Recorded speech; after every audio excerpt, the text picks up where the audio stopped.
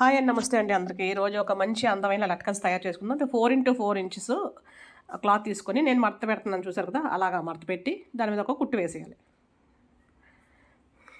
ఇలా రెండు తయారు చేసుకున్న తర్వాత చూడండి, రెండు వచ్చాయి కదా.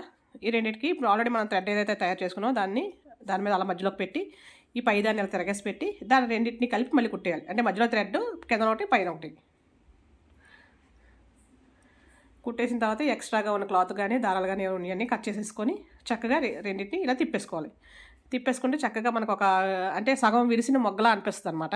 కంప్లీట్ పువ్వులా కాకుండా అలాగని కంప్లీట్ మొగ్గలా కూడా కాకుండా మధ్యలో అనిపిస్తుంది. దాన్ని ఆ రెండింటిని కలిపి అక్కడ టాకా వేసేయాలి. నేను యాక్చువల్గా అది సాదా బ్లౌజ్, అంటే మామూలు ప్లెయిన్ ఈ సింథటిక్ సారీ మీద బ్లౌజ్ అని చెప్పి నేను అలా టాకా వేసి వదిలేసాను. లేదంటే అక్కడ మన పూసలో ఏమైనా ఎల్లడేలా కూడా వేసుకోవచ్చు. నేను అది కూడా అప్లోడ్ చేస్తాను అండి. చూసారు కదా వచ్చింది ఇది.